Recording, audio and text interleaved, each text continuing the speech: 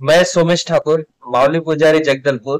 तो हम लोग जो दशहरा पर्व होता है, जितने भी यहाँ पर जो अ, रस्म निभाते हैं, जो शुरुआत से ही होता है, जैसे अ, पाठ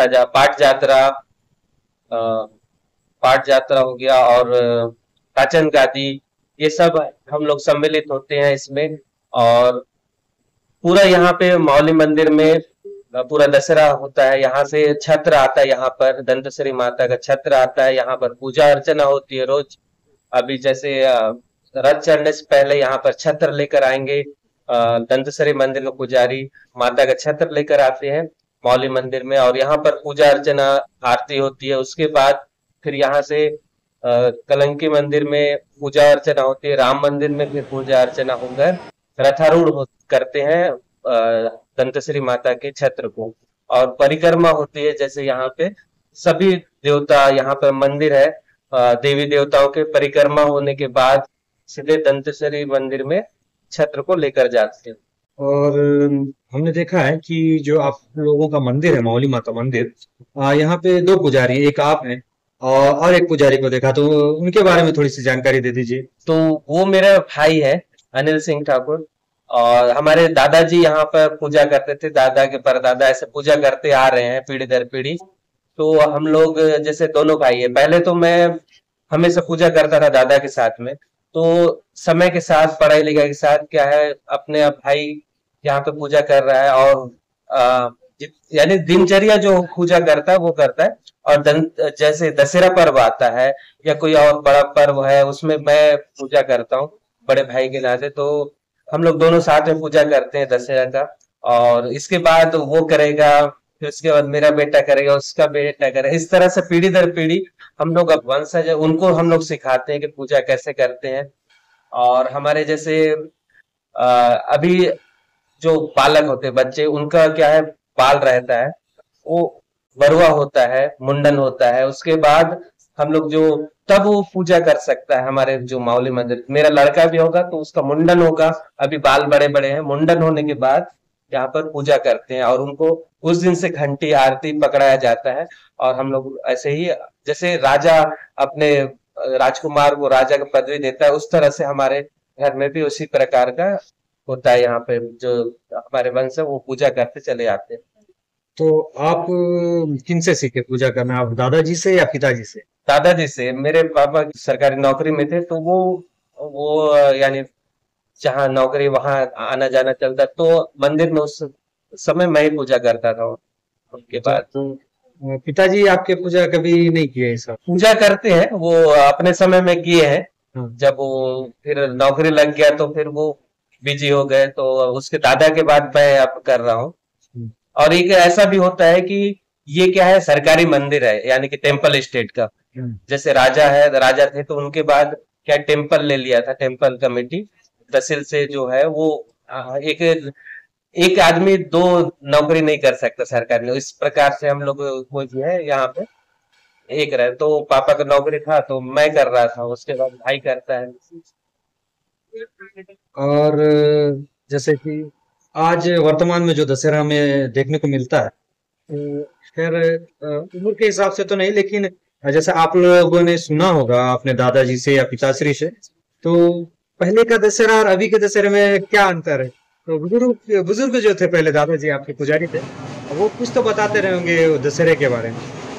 हाँ, बताते थे। उस समय जब मैं छोटा था, तो उस समय मैं उतना ध्यान नहीं दे पाता था, सुना है बहुत चीज, लेकिन मैंने लड़कपन में मैंने उसे ध्यान नहीं दिया। अब समझ में आता है कि हमारा जो इतिहास है उसे हम संजो कर रखना चाहिए, और अपने जो पीढ़ी दर पीढ़ी उनको बताना चाहिए, क्योंकि ऐतिहासिक दशहरा है और विश्व विख्यात है।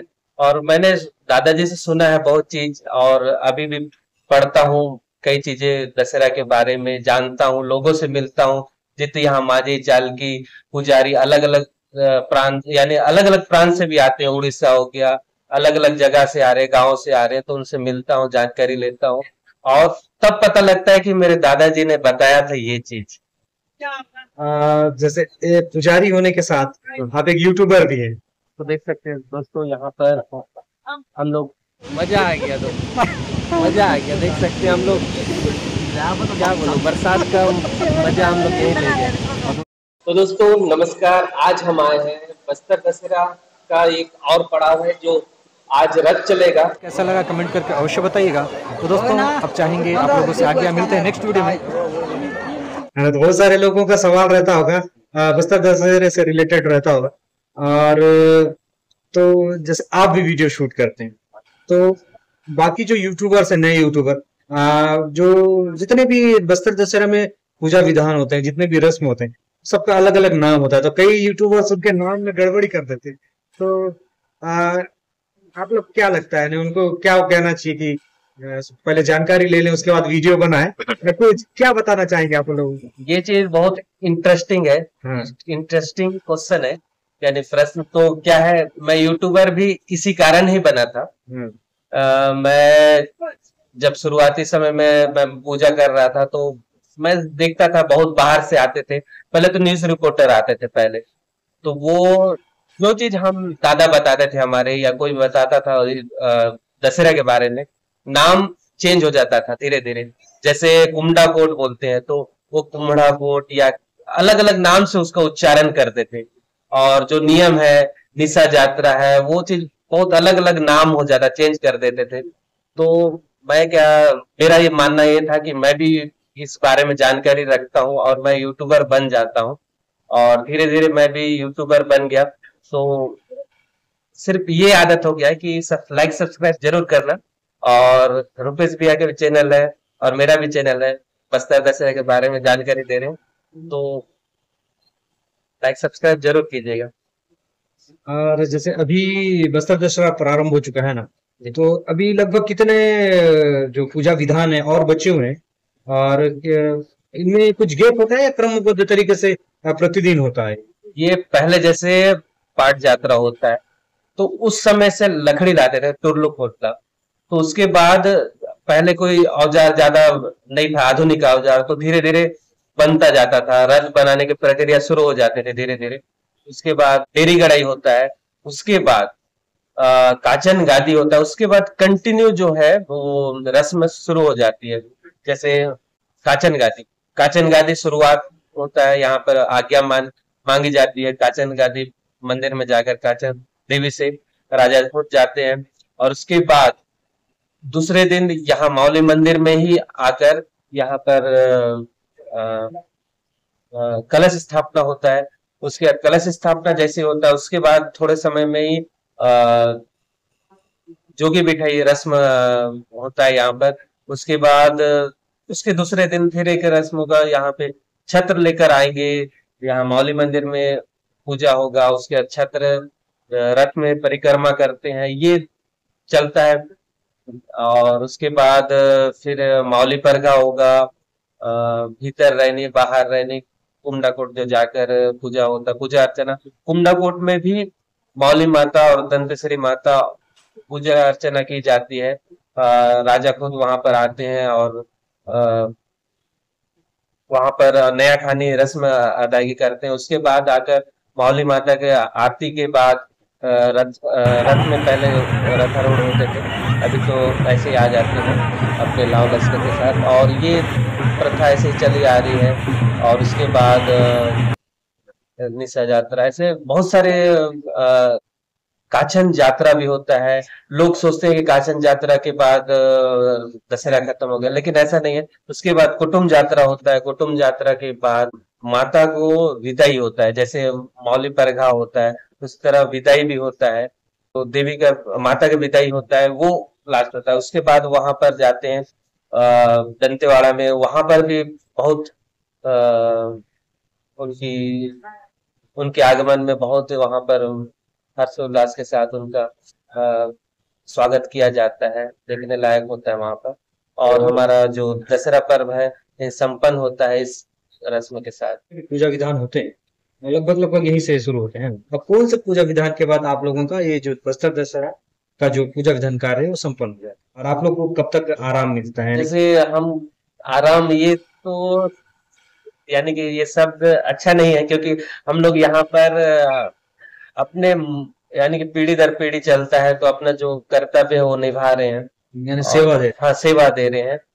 और माता की उपासना करते हैं। जैसे हमें सिखाया गया है उस तरह का पूरा पहले जैसा चलता था वैसे ही हम लोग निर्वाह करते हैं।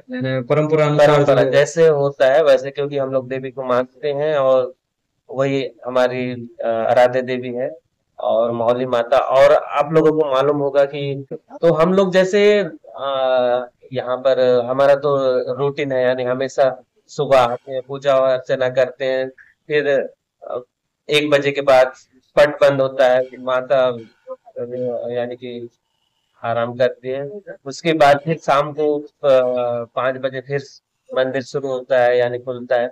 उसके बाद 8-9 बजे तक रहते हैं। वैसा दिनचर्या अभी भी होता है, लेकिन यहाँ अभी क्या भीड़ भाड़ ज्यादा होता है तो आराम कर ही नहीं सकते। बचपने से आप पूजा पाठ करते आ रहे हैं, तो आपने यानी बचपने का भी दशहरा देखा है और अभी जवानी में भी देख रहे हैं, तो दोनों में अंतर क्या लगता है आपको? क्या माहौल में क्या अंतर, ग्रामीण जो जैसे समय के साथ पहनावा ओढ़ावा बदल गया है, तो वेशभूषा में बदलाव आया है, रहन सहन में बदलाव आया है, तो पहले की अपेक्षा अभी क्या अंतर लगता है आपको? क्या कुछ नया देखने को मिला? अभी जैसे लोगों को, यानी कि पहले क्या था, लोग आते थे गाँव से, अपने परिवार को लेकर आते थे, फैमिली को लेकर आते थे, तो यहाँ पे ज्यादा भीड़ होता था। अभी तो सभी मोबाइल में देख रहे, यूट्यूब में देख रहे हैं, आने के लिए यहाँ पे ललक होता होगा। लेकिन पहले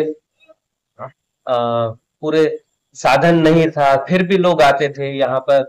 ये जो यहाँ पर जगह देख रहे होंगे, यहाँ पर पूरा भर जाता था और लोग यहाँ पर खाना बनाते थे, यहीं पे रहते थे पूरे दशहरा। अभी का जो दशहरा है और पहले का दशहरा, जो बचपन में हमने दशहरा देखा था, बहुत ही अच्छा लगता था। और अभी तो सब आधुनिक हो गया, लाइटें हो गई, ज्यादा जगमग, यानी तो अभी के जो दशहरा है और पहले के दशहरा में बहुत अंतर है। अब मैं इसे कैसे बताऊं। और बचपना जो है वो सभी चीजें, यानी जो भी दिखता है अच्छा ही लगता है बचपने में। अपने बड़ों के साथ हम भी आते थे और दर्शन करते। अभी तो रोज वही चलता है, हर साल वही है तो अब पहले के दशहरा और अभी के दशहरा में तो अंतर आएगा ही। हाँ, तो पुजारी जी, आपने जो जानकारी दी उसके लिए आपका बहुत बहुत धन्यवाद।